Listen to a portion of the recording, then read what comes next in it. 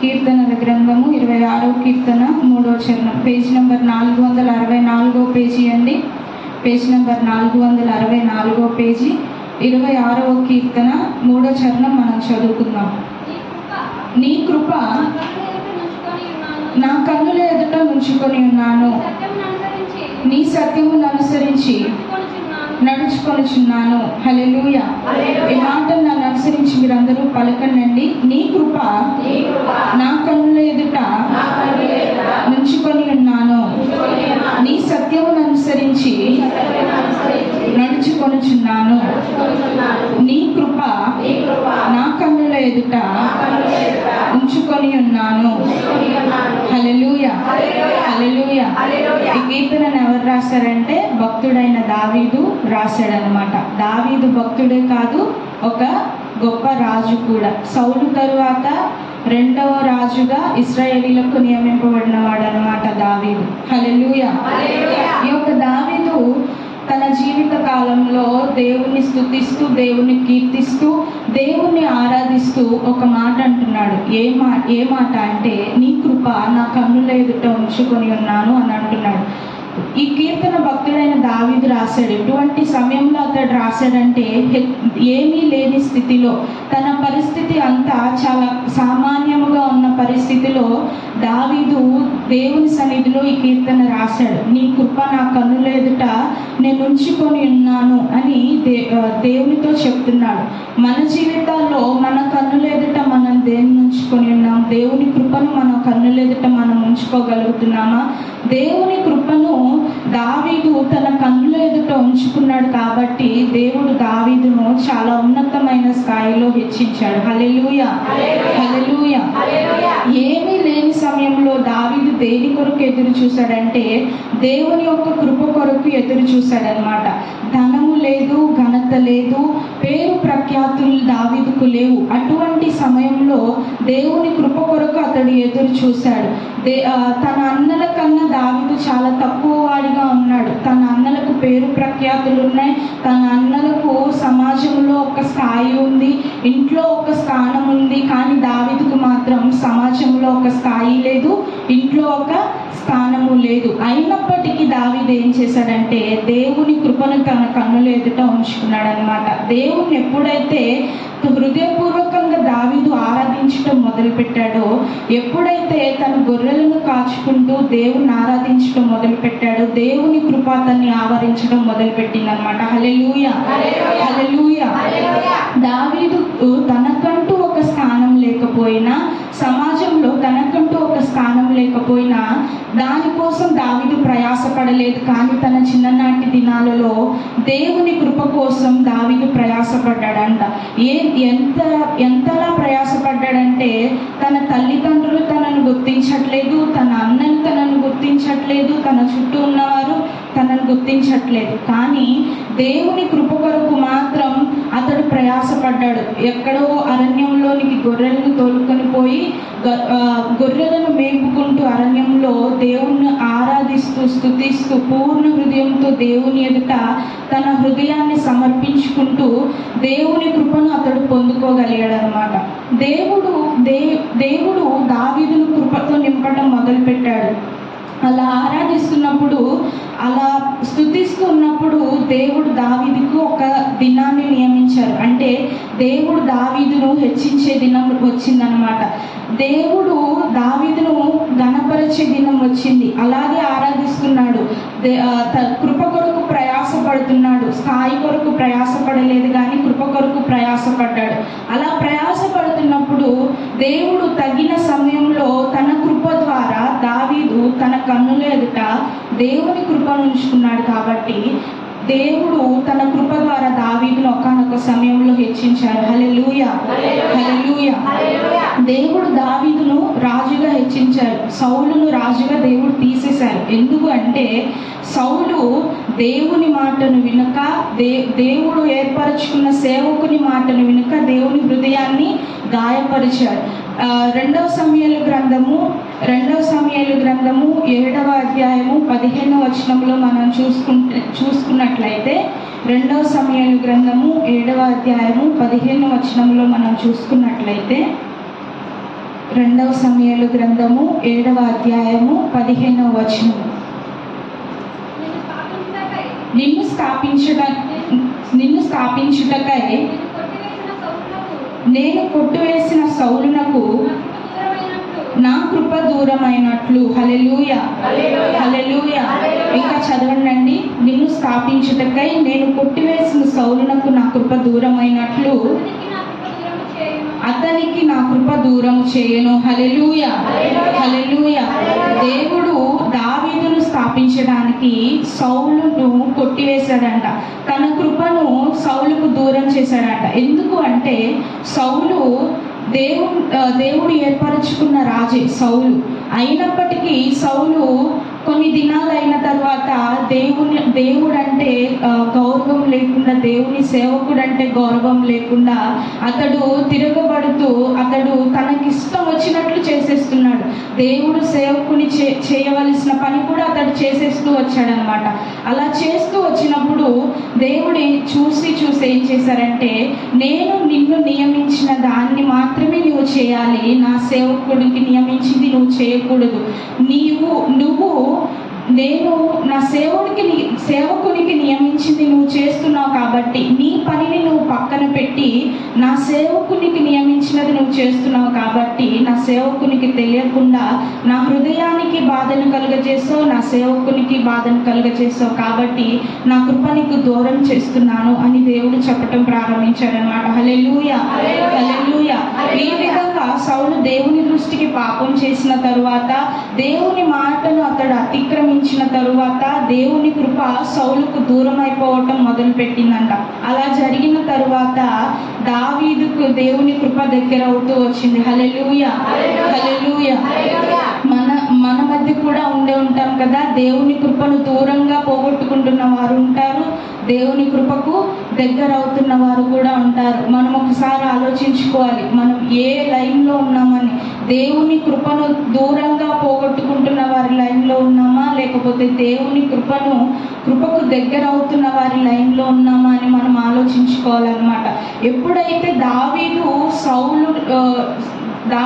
సౌలు స్థానాన్ని సంపాదించాడో, అంటే దేవుని కృపకు అతడు పాత్రుడయ్యాడో, సౌలు దేవుని యొక్క కృపను అతడు దూరం అయిపోయాడు అనమాట. దేవుని యొక్క కృపకు సౌలు దూరం అయిపోయాడు, దావీదు దేవుని యొక్క కృపకు దగ్గర అయిపోయాడు అనమాట. హల్లెలూయా, హల్లెలూయా. ఎంత దగ్గర అయిపోయాడంటే తన కన్నుల ఎదుటనే దేవుని కృప ఉందంట. హల్లెలూయా, హల్లెలూయా. మన జీవితాల్లో కూడా మనం ఒకానొక సమయంలో దేవుని కృపకు దూరం అయిపోయిన వారమేమో, కానీ మనం దేవుని సన్నిధిలో ప్రార్థిస్తున్నప్పుడు దేవుని కృప మన కన్నుల ఎదుటనే ఉంటుంది. అది మనం గ్రహించాలి. దేవుని కృప మన కన్నుల ఎదుటనే ఉంటుంది కాబట్టి దేవుడు మనతో ఏం చెప్తున్నారంటే, నా కృప నీ కన్నుల ఎదుటనే ఉంది కాబట్టి నువ్వు దాన్ని గ్రహించాలి అని చెప్తున్నారు. దేవుడు మనకు ఒక అవకాశాన్ని ఇచ్చారు.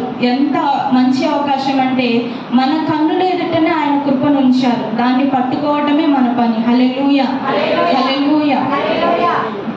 దావీదు కూడా అలాగే చేశాడు. సౌలు దేవుని కృపకు దూరం అయిపోతే దావీదు తనకు వచ్చిన అవకాశాన్ని పట్టుకున్నాడు. దేవుని కృపను అతడు పట్టుకున్నాడు. దేవుని కృపను తన కన్నుల ఎదుట అతడు ఉంచుకున్నాడు. సౌలుకు అలా జరిగిన తరువాత, సౌలు దేవుని కృపకు దూరం అయిపోయిన తర్వాత దావీదు దేవుని కృపకు దగ్గర అవుతూ ఈ మాట అంటున్నాడు, నీ కృప నా కన్నుల ఎదుట నేను ఉంచుకొని ఉన్నాను అని దావీదు చెప్తున్నాడు. ఎందుకంటే దావీదు సౌలు ఏ విధంగా అయితే తన యొక్క దేవుడు తనకిచ్చిన కృపను దుర్వినియోగించుకున్నాడు, దావీదు అలా దుర్వినియోగించుకోవడానికి ఇష్టపడలేదు. సౌలు అయితే దేవుడు చూపిన కృపను దుర్వినియోగించుకున్నాడు. దేవుని మాటని లెక్క చేయట్లేదు, దేవుని సేవకుని మాటని లెక్క చేయట్లేదు. అంతేకాదు దేవుని ఆత్మ అతన్ని విడిచిపోయిందంట. ఎందుకంటే సౌలు హృదయంలో అనేకమైన వ్యతిరేకతలు వచ్చేసినాయి. తన చుట్టూ ఉన్న వారి పట్లే కానీ, తనకంటే ఒక మంచి స్థాయిలో ఉన్న దావీదు పట్లే కానీ సౌలు హృదయంలో వ్యతిరేకత వచ్చిన తర్వాత దేవుడు సౌలు యొద్ద నుండి తన ఆత్మను తీసేసి ఒక దురాత్మను పెట్టారట. ఎందుకు అంటే తనలో వ్యతిరేక భావం ఉంది కాబట్టి సౌలులో దేవుడు ఒక దురాత్మను పెట్టారు. ఎందుకంటే వ్యతిరేకత ఉన్న చోట దేవుని ఆత్మ ఉండలేడు. హల్లెలూయా, హల్లెలూయా. ఎక్కడైతే వ్యతిరేకత ఉంటుందో మన హృదయంలో ఎవరి మీద అయితే మనం వ్యతిరేకత ఉంచుకుంటామో, లేకపోతే సేవకుల మీదే వ్యతిరేకత ఉంచుకుంటున్నామో మనకు తెలియదు. కానీ ఒకవేళ మనలో వ్యతిరేకత ఉన్నట్లయితే దేవుని ఆత్మ మనకు దూరం అయిపోతాడు. సౌలు జీవితంలో అదే జరిగింది. దావీదు ఒక అభిషక్తుడు, దావీదు అభిషేకింపబడిన వాడు, దావీదు దేవునితో ఒక మంచి సంబంధాన్ని కలిగి ఉన్నవాడు. అటువంటి దావీదు మీద సౌలు ఏం చేశాడంటే వ్యతిరేక భావాన్ని పెంచుకున్నాడు. ఎందుకంటే అతడు నాకంటే మంచిగా ఎదుగుతున్నాడు, దేవుని కృప అతని మీద ఉంది, జనులందరూ అతని వైపే వెళ్తున్నారు, ఇశ్రాయేలు ప్రజలందరూ అతన్ని ఎక్కువ పొగుడుతున్నారు, నన్ను పొగడట్లేదు అని సౌలు దావీదు మీద ఒక వ్యతిరేక భావాన్ని పెంచుకునేసరికి దేవుని కృప ఆ సౌలుకి దూరం అయిపోయి, దేవుని ఆత్మ అతని యొద్ద నుండి దూరం అయిపోయి, దేవుని యొద్ద నుండే ఒక దురాత్మ వచ్చి సౌలును ఆవరించిందట. హల్లెలూయా, హల్లెలూయా. ఇదంతా చూసిన దావీదు ఏం చేశాడంటే, అయ్యో దేవా, సౌలు నీ కృపను దుర్వినియోగపరుచుకున్నట్లు నేను దుర్వినియోగపరుచుకోకూడదు. అందుకనే దావీదు తన సొంత కుమారుడే తనను తరిమినా కానీ తన సొంత కుమారుడి మీద కూడా దావీదు వ్యతిరేకత ఉంచుకోలేదు. ఎందుకంటే వ్యతిరేకత ఉన్న చోట్ల దేవుని ఆత్మ పనిచేయడు. వ్యతిరేకత ఉన్న చోట దేవుడు తన కృపను ఉంచలేరు. కాబట్టి దావీదు ఏం చేశాడంటే, ఎంత గడ్డు పరిస్థితులు వచ్చినా కానీ, ఎంత క్లిష్టమైన పరిస్థితులు వచ్చినా కానీ తన హృదయంలోనికి వ్యతిరేకత అనే ఆత్మను రానివ్వలేదన్నమాట. హల్లెలూయా, హల్లెలూయా. మనం కూడా దేవుని కృపను మన కన్నుల ఎదుటే మనం చూడాలి అంటే మన హృదయంలో ఉన్న వ్యతిరేక భావాలను ముందు మనం తొలగించుకోవాలి. ఎప్పుడైతే వ్యతిరేక భావాలను మనం తొలగించుకుంటామో దేవుని కృపకు మనం పాత్రలు అవ్వగలుగుతాం అన్నమాట. హల్లెలూయా, హల్లెలూయా. దేవుని యొక్క కృపను తన కన్నుల ఎదుటి నుండి తీసుకోవడానికి దావీదు ఇష్టపడలేదు. సౌలైతే తనంతట తానే దేవుని యొక్క కృపను తీసేసుకున్నాడు. దావీదైతే దేవుని యొక్క కృపను తన కన్నుల ఎదుటి నుండి తీసుకోవడానికి ఇష్టపడలేదు. అతడు ఒకసారి దేవుని కృపను రుచి చూచిన తర్వాత దావీదు ఇక జీవితాంతము కూడా, దేవా నీ కృప నా మీద నా కుటుంబం మీద ఉండునుగాక అని చెప్తా ఉంటాడు అనమాట. హల్లెలూయా, హల్లెలూయా. మనమేం చేయాలి అంటే దేవుడు మనకు చూపిన కృపను మన కన్నుల ఎదుట నుండి మనం తీసుకోకూడదు. మన కన్నుల ఎదుట దేవుని కృపను ఉంచుకోవాలి. ఎందుకు దేవుని కృపను మన కన్నుల ఎదుట ఉంచుకోవాలంటే ఎఫెసీలకు రాసిన పత్రిక 2వ అధ్యాయము, ఎఫెసీలకు రాసిన పత్రిక 2వ అధ్యాయము 4-5 వచనాలు చదివి సహాయం చేయండి. ఎఫెసీలకు రాసిన పత్రిక 2వ అధ్యాయము 4-5 వచనములు. ఎఫెసీలకు రాసిన పత్రిక 2వ అధ్యాయము 4-5 వచనములు. పేజ్ నెంబర్ 173 పేజీ అండి. క్రొత్త నిబంధన పేజ్ నెంబర్ 173 పేజీ. ఎఫెసీలకు రాసిన పత్రిక 2వ అధ్యాయము 4-5 వచనములు. అయినను దేవుడు కరుణా సంపన్నుడై ఉండి మనము మన అపరాధముల చేత చచ్చిన వారమై ఉండినప్పుడు సైతము మన ఎడల చూపిన తన మహాప్రేమ చేత మనలను క్రీస్తుతో కూడా బ్రతికించెను. కృపచేత మీరు రక్షింపబడి ఉన్నారు. హల్లెలూయా, హల్లెలూయా. ఎందుకు దేవుని కృపను మన కన్నుల ఎదుట మనం ఉంచుకోవాలి అంటే, ఇక్కడ మనం చదువుకున్నాం కదా, కృపచేత మనం రక్షింపబడ్డామంట. మన సొంత కార్యాల చేత మనం రక్షింపబడలేదు, మన సొంత క్రియల చేత మనం రక్షింపబడలేదు, కానీ కృపచేతనే మనం రక్షింపబడ్డాము అని ఇక్కడ భక్తుడు చెప్తున్నాడు. మన అపరాధాల చేత చచ్చిన వారమే ఉన్నప్పటికీ, అంటే మనం చేసిన పాపాలతో నిండిపోయి చచ్చిపోయిన స్థితిలో ఉన్నప్పటికీ దేవుడు మన ఎడల తన మహాప్రేమను చూపారంట. తన ప్రేమను అని రాయబడలేదు కానీ తన మహాప్రేమను చూపి క్రీస్తుతో కూడా బ్రతికించాడు అని రాయబడి ఉంది. హల్లెలూయా, హల్లెలూయా. సాధారణంగా మనం ఒక తప్పు చేస్తే ఎవరన్నా మన మీద ప్రేమ చూపిస్తారండి? చూపించలేరు. మనం ఒక పొరపాటు మన వలన జరిగితేనో, లేకపోతే ఒక తప్పు మన వలన జరిగితేనో ఎవరు కూడా, మన ఇంట్లో వారే కానీ, మన చుట్టూ ఉన్న వారే కానీ, మన స్నేహితులే కానీ ఎవరు కూడా మనతో మాట్లాడరు. ప్రేమ చూపించడం కాదు కదా, మనతో వారు ఫస్ట్ మాట్లాడడం మానేస్తారు. ఎందుకంటే అరే ఈ అమ్మాయి అటువంటి పని చేసిందిరా, అరే ఈ అమ్మాయి ఇటువంటి పని చేసిందిరా, అరే ఈ అమ్మాయి అటువంటిది ఇటువంటిది, ఈ అబ్బాయి అటువంటోడు ఇటువంటోడు అని మనకి తెలిసిన వారే మన వెనకాల గోతులు తవ్వుతూ ఉంటారు. కానీ దేవుడు మనము మన అపరాధాల చేత చచ్చిన వారమై ఉన్నప్పటికీ కూడా తన మహాప్రేమ చేత క్రీస్తుతో మనలను బ్రతికించాడంట. హల్లెలూయా, హల్లెలూయా. ఇదంతా దేని వలన సాధ్యం అంటే దేవుని యొక్క ఉచిత కృప వలనే సాధ్యం అన్నమాట. హల్లెలూయా.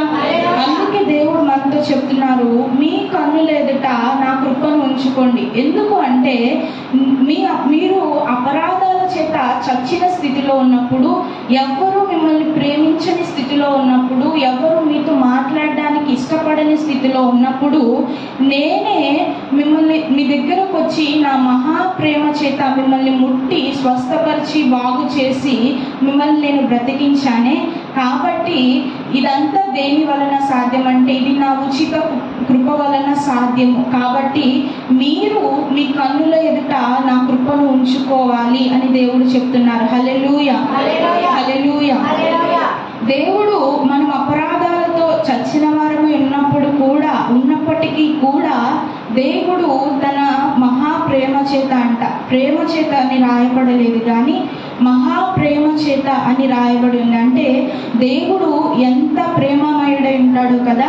యేసు ప్రభు ఉన్న దినాలలో ఒక సంఘటన జరుగుతుంది. ఏంటి ఆ సంఘటన అంటే, ఒక పాపాత్మురాలైన స్త్రీని, ఒక పాపం చేస్తూ పట్టబడిన స్త్రీని ధర్మశాస్త్రోపదేశకులు ఇంకా సద్దుకయ్యులు వీళ్ళందరూ కూడా ఏం చేస్తారంటే, శాస్త్రులు పరిసయ్యులు వీళ్ళందరూ యేసు ప్రభు దగ్గరకు ఆమెను తెచ్చి, యేసుక్రీస్తు ప్రభువా ఈమె పాపము చేస్తూ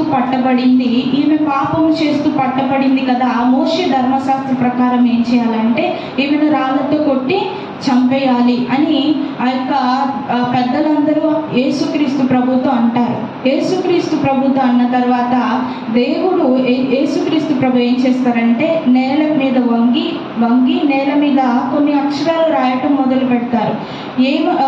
రాస్తూ ఏమంటారంటే, మీలో పాపము చేయని వాడెవడో మొదటి రాయ ఈమె పైన వేయండి అని దేవుడు వారితో చెప్పినప్పుడు ఆ యొక్క పెద్దలందరూ కూడా వెనక్కి తగ్గిపోతారు. ఎందుకంటే అందరూ పాపము చేశారు, ఒక్కరు కూడా పాపము చేయకుండా ఉండలేదు. అందరూ పాపం చేసిన వారే, అందరూ పాపము చేసి దేవుడు అనుగ్రహించు మహిమను పొందలేకపోతున్నారు.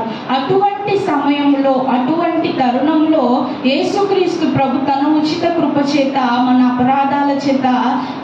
అపరాధముల కొరకు ఆయన శిక్షింపబడి మనము చచ్చిపోయి ఉన్నప్పుడు ఆయన సిలువలో మన అపరాధాలను భరిస్తూ, మనం చచ్చిపోయిన పరిస్థితిలో ఉన్నప్పుడు మన యొక్క బాధలను ఆయన భరిస్తూ ఆయన సిలువలో మరణించి మనలను బ్రతికించారన్నమాట. హల్లెలూయా, హల్లెలూయా.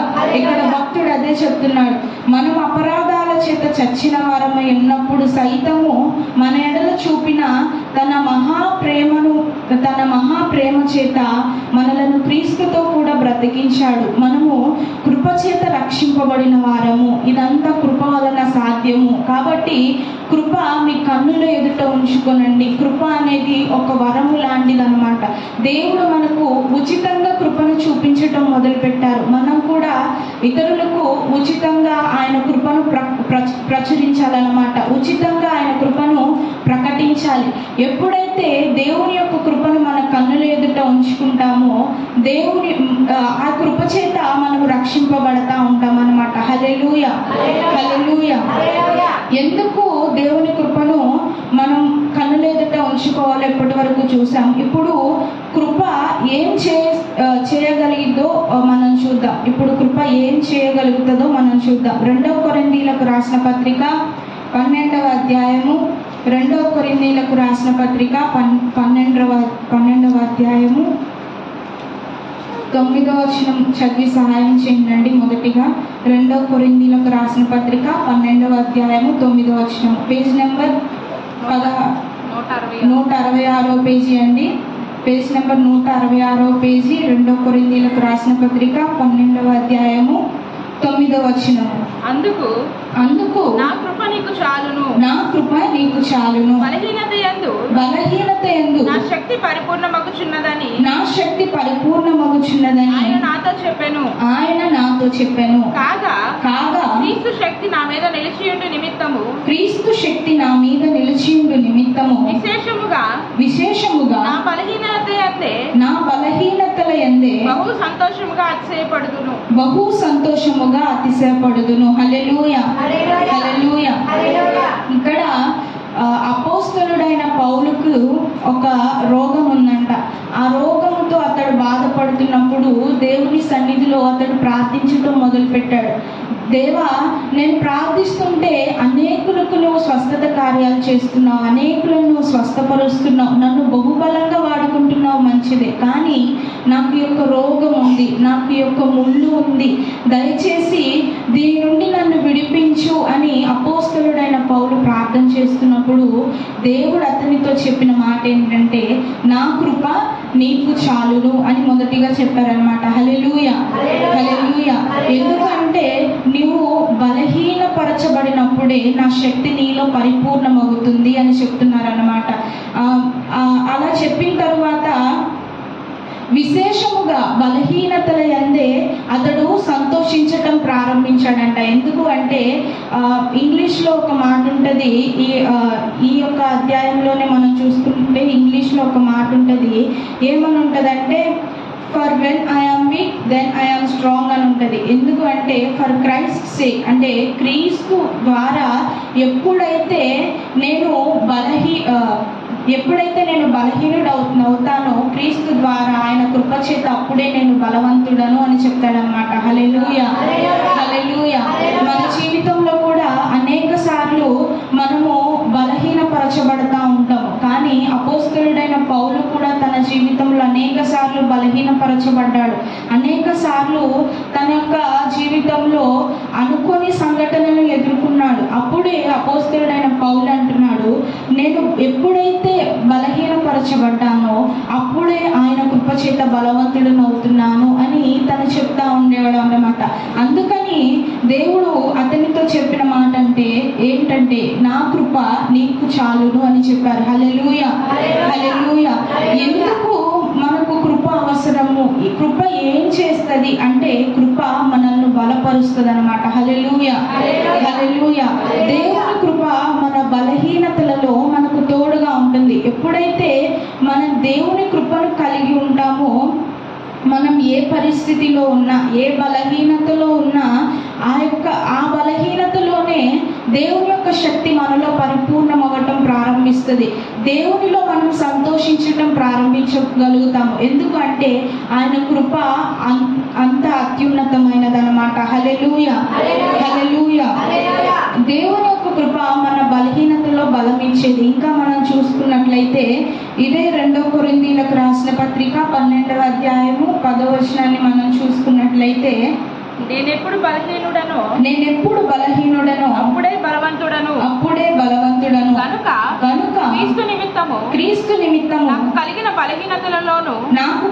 బలహీనతలలోను నిందలలోను ఇబ్బందులలోను హింసలలోను ఉపద్రవములలోను నేను సంతోషించుచున్నాను. హల్లెలూయా, హల్లెలూయా. దేవుని కృప ఇటువంటిది, బలహీనతలో బలం ఇచ్చేది.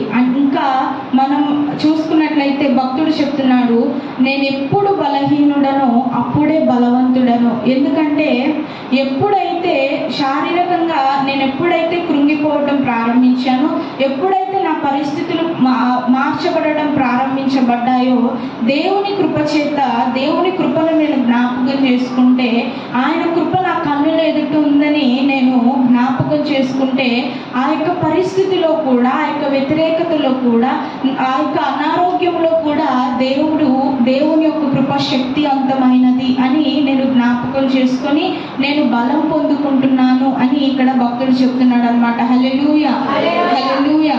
అంటే నేను ఎప్పుడు బలహీనుడను అప్పుడే బలవంతుడను కనుక క్రీస్తు నిమిత్తము నాకు కలిగిన బలహీనతలలోను, నిందలలోను, ఇబ్బందులలోను, హింసలలోను, ఉపద్రవములలోను నేను సంతోషించుచున్నాను అని చెప్తున్నాడు. హల్లెలూయా, హల్లెలూయా. కృపను మనం కలిగి ఉంటే ఎటువంటి పరిస్థితి వచ్చినా మనకు సంతోషించే మనసు ఉంటుంది అనమాట.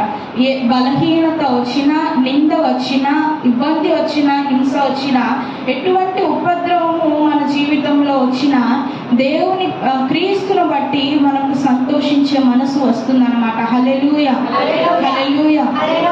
ఎందుకు అంటే కృప అంత అత్యున్నతమైనది. కృప బలహీనతలో ఉన్నా కూడా మన ముఖం మీద చిరునవ్వు నుంచేదే కృప అన్నమాట. హల్లెలూయా, హల్లెలూయా. మనం బలహీనతలో ఉన్నప్పటికీ, మనం చుట్టూ ఉన్న పరిస్థితులు మారిపోయినప్పటికీ, మనం ఎప్పుడైతే బలహీనులం అయిపోతామో దేవుని కృపను ఒక్కసారి జ్ఞాపకం చేసుకుంటే మనము బలవంతులం అవుతాము అని భక్తుడు చెప్తున్నాడు. కాబట్టి దేవుడు మన నుండి ఆశిస్తున్నది ఏంటి అంటే, ఉపద్రవములు వచ్చినప్పుడు, బలహీనతలో ఉన్నప్పుడు, నిందలు వచ్చినప్పుడు, అవమానాలు వచ్చినప్పుడు, ఇబ్బందులు వచ్చినప్పుడు, అనారోగ్యం వచ్చినప్పుడు కృంగిపోకుండా దేవుని కృపను జ్ఞాపకం చేసుకుంటే మనం బలవంతులం అవుతాము అని దేవుడు చెప్తున్నారు అన్నమాట. హల్లెలూయా, హల్లెలూయా. చివరిగా ఈ యొక్క మాటను ఒకసారి మీరందరూ నాతో పలకండి. నేను ఎప్పుడైతే బలహీనుడనో అప్పుడే నీ కృప చేత బలవంతుడను. నేను ఎప్పుడైతే బలహీనుడనో అప్పుడే నీ కృప చేత బలవంతుడను. హల్లెలూయా. కాబట్టి ఈ దినం నుంచి మన కన్నుల ఎదుట మనం ఏముంచుకోవాలి? దేవుని కృపను ఉంచుకోవాలి. దేవుని కృపను ఉంచుకున్నప్పుడు మనం ఎప్పుడైతే బలహీనులమో అప్పుడే ఆయన కృప చేత మనం బలవంతులం అవుతాము. ఇచ్చిన వాక్యం దేవుడు దీవించును గాక.